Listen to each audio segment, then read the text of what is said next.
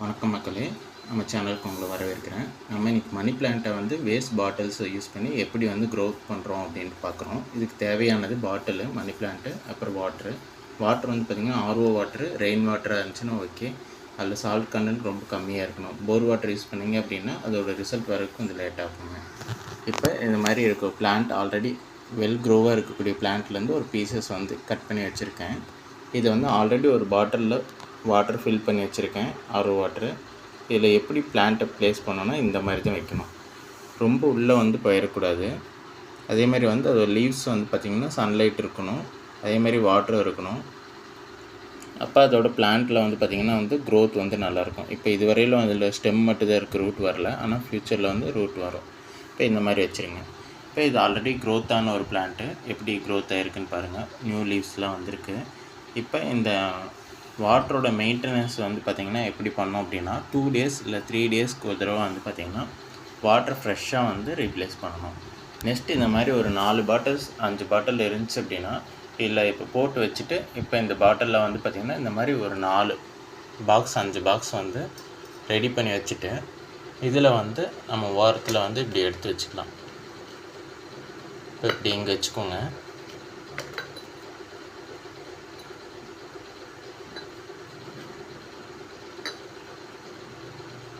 வச்சுட்டு இது நல்லா பார்த்துக்கோங்க.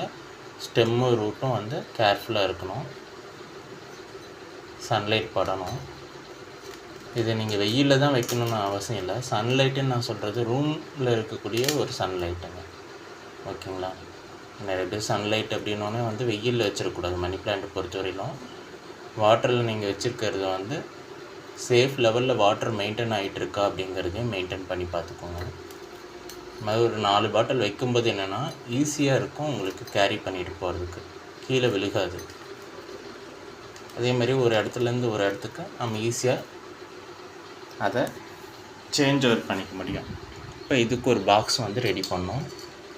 இந்த 4 இதுலேயே வச்சுக்கணும். அதே மாதிரி வீட்டில் வைக்கும்போது நல்லா கவனிக்க வேண்டியது வந்து என்ன அப்படின்னா செவுரை வந்து பார்த்திங்கன்னா ஒட்டாமல் இருக்கணும், அந்த ஹீட் வந்து படாமல் இருக்கணும் உங்களுக்கு. அப்புறம் வந்து இந்த மாதிரி பாக்ஸில் போட்டு வைக்கிறது வந்து ஃபைனலாக வந்து எப்படி போட்டு வைக்கலான்னா ஓரளவுக்கு அந்த பாட்டிலோட ஹைட்டுக்கு வந்து பாக்ஸ் இருக்கணும், அந்த மாதிரி மெயின்டைன் பண்ணிக்கணும். லீவ்ஸ் வந்து பார்த்திங்கன்னா ஃப்ரெஷ்ஷாக இருக்கணும், அப்பப்போ வாட்டர் ஸ்ப்ரே பண்ணிக்கலாம். இல்லைனாலும் வாட்டர் லெவல் மெயின்டைன் பண்ணிங்கனாவே போதும். லீவ்ஸ் வந்து பார்த்திங்கன்னா உள்ளே இருக்கணும், ஃபுல்லாக வந்து வெளியிலையும் வந்து பார்த்திங்கன்னா லீவ்ஸ் வந்து காஞ்சிற மாதிரி இருக்கக்கூடாது. ஓரளவுக்கு தண்ணியில் இருந்துச்சுன்னா ஈஸியாக இருக்கும்.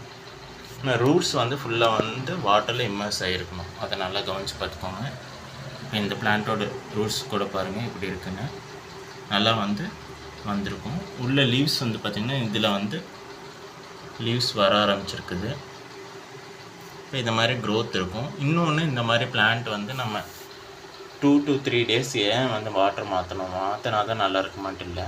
இதில் ஒரு ரொம்ப நாளாக இந்த வாட்டர் யூஸ் பண்ணோம்னா பிளான்ட் க்ரோத்து கம்மியாக இருக்கும்.